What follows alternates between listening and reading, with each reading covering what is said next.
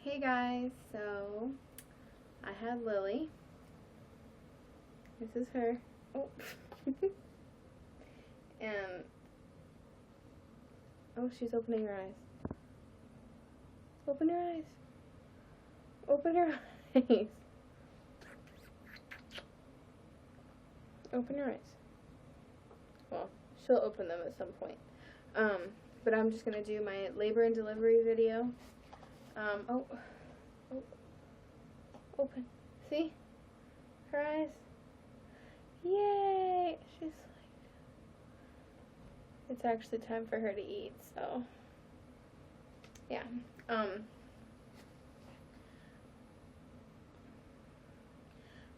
So pretty much I'm just gonna start on my birthday, which was the 31st. I turned 18. I woke up in the morning, my mom took me to breakfast, and then me, her, and Logan went to the mall to walk around, because the day before that I had my membrane strip, and it didn't work. So,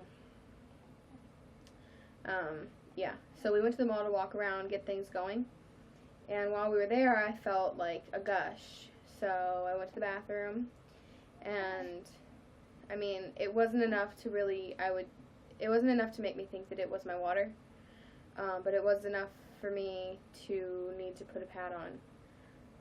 So I did that, and I watched it, and it got to be more. So later that day, we went to the hospital just because we contacted the doctor that was there, and she said, come in, just come in. And I had been feeling weird all that day, so when they got there, they checked my blood pressure and everything, and I had really high blood pressure.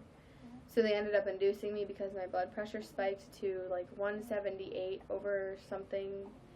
Like, I just remember it was 178, and that's really high. So yeah, they kept me there on my birthday. At 8 o'clock I got Cervidil, and by 12 o'clock I was having contractions. Yeah, and it was really weird because I thought that I just had like gas, or I had to use the bathroom, so I kept going to the bathroom like every 30 minutes because I felt like I had to go. But it ended up being contractions, because right after all that they got really strong, and at like 3 or 4 in the morning I got my epidural, and that didn't hurt at all, just pressure. But then it wore off, and I was miserable for like 15 hours after that. It was really bad. I was in labor for about 15 hours, and at about 4:30, I felt like I needed to push, and the whole time I felt like I just had to use the bathroom. I really, really thought I just had to use the bathroom.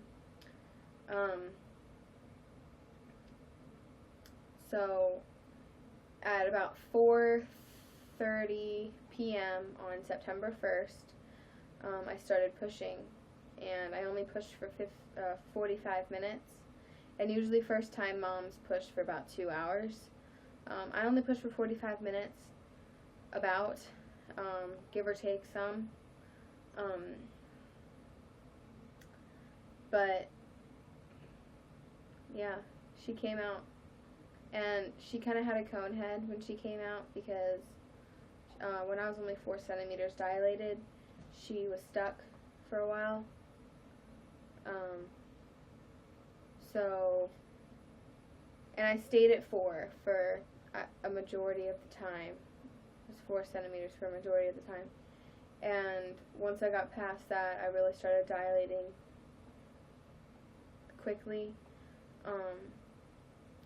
And so yeah, she was born at 5:19 p.m. on September 1st. She weighed 7 pounds 3 ounces, and she was 20 inches long. She had some jaundice. She had jaundice. She was jaundice. I don't know how to say it. But she had that, and that was a little scary. But she's a lot better now. you just have to really wake them up and feed them a lot more often to get that out of their system.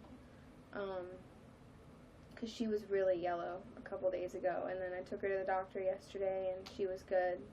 The doctor was very happy with how she looked and everything, and I told you guys I was going to breastfeed, and I am, but I'm not. She's not able to latch. It's like she's trying to suck on a bowling ball. But I am able to pump really well, so that's actually what she's eating right now is pumped breast milk. And so, yeah, she's eating. But Logan has actually been here since, he's been with me since she's been born, and it's been, Logan,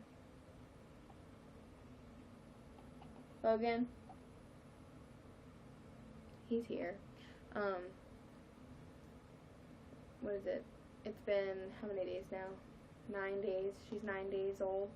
So he's been with us, and he spent one night at home, and it was really hard, and it was just, I missed him, and Lily missed him, and he missed us, and like nobody got good sleep because we were all like away from each other.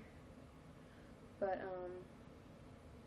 yeah, I didn't tear, didn't have an episiotomy, nothing. I've healed amazingly. And I couldn't be happier right now. I'm a little sleep deprived. Just deprived. See, I can't even talk. But I'm pretty happy with the outcome.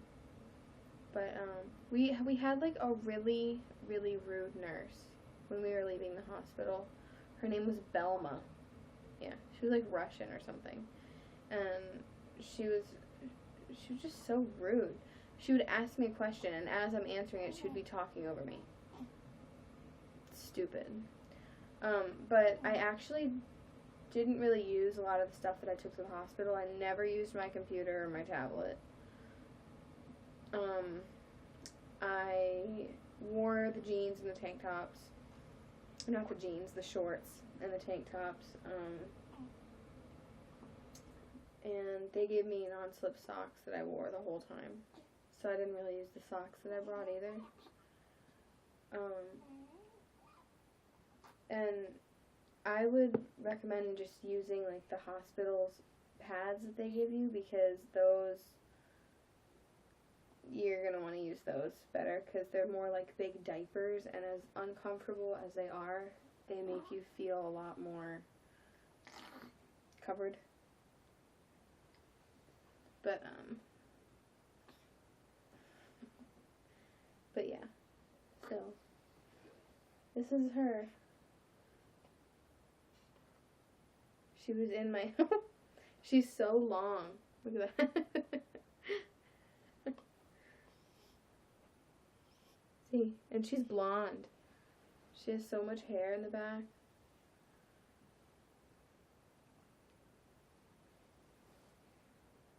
She looks just like Logan.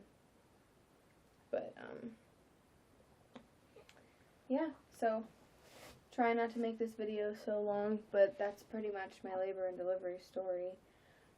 They had to give me a couple more pumps in my epidural right before I pushed, so I couldn't feel my legs.